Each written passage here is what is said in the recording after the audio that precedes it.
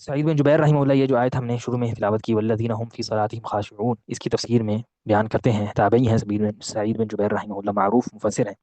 فرماتے ہیں یعنی متواضعین، متواضع ہو کر تواضع کے ساتھ اللہ تعالیٰ کے سامنے کھڑے ہوتے ہیں،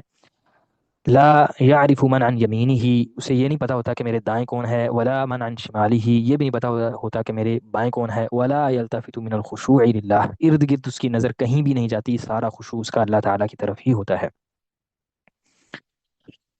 اس کے متعلق بھی عجیب و غریب واقعات آپ کو ملیں گے سلف صالحین میں سے، جیسے کہ ہم نے عبداللہ بن زبیر رحمہ اللہ کے بارے میں بیان کیا کہ وہ بالکل ایسے کھڑے ہوتے جیسے کھجور کا تنا ہو، اور انہی کے بارے میں امام ابو نعیم رحمہ اللہ نے طبقات المحدثین میں یہ بات ذکر کی ہے کہ یہ جب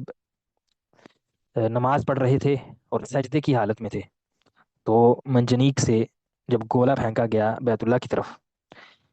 تو اس وقت ان کے کپڑوں کا ایک حصہ جلنا شروع ہو گیا، اس کو آگ لگ گئی نماز کے اندر، اور یہ سجدے کی حالت میں تھے، تو کپڑے کو آگ لگی، اس کے باوجود نماز پڑھتے رہے، اپنا سر نہیں نماز سے اٹھایا، یعنی ان کا پورا دھیان نماز کی طرف ہے، پتہ ہی نہیں کیا ہو رہا ہے، یعنی اس قدر وہ اپنی نماز میں مشغول ہیں، پورا دھیان ان کا نماز کی طرف ہے۔ اور ہمارا کیا ہوتا ہے، ہلکا سا کچھ ارد گرد ہوا تو ہم پورا اپنا دھیان اور ہمارا دل سارا بھاگ کے توڑ کے اس کی طرف پہنچ جاتا ہے۔ مسلمہ بن بشار رحمہ اللہ، ان کے متعلق شیخ الاسلام ابن تیمیہ رحمہ اللہ نے مجموع الفتاوی میں ذکر کیا ہے، ایک دفعہ مسجد میں نماز پڑھ رہے تھے، مسجد کی چھت کا ایک حصہ ایک طرف سے ایک کونے سے نیچے گر گیا، سارے لوگ چلے گئے، بھاگ گئے، مسجد کے اندر نماز کا کونا گرا ہے، چھت کا ایک حصہ زمین پر گر گیا ہے، یہ اپنی نماز پڑھ رہے ہیں، لم یشعر، انہیں پتہ ہی نہیں چلا، اتنا بڑا کام ہو گیا اور ان کو نہیں پتا چلا، کیوں؟ اپنی نماز میں مشغول ہے، اللہ تعالیٰ کے سامنے کھڑے ہیں، ان کا کوئی دھیان ہی نہیں ہے ارد گرد۔ اللہ اکبر۔ ہمارے دور میں بھی،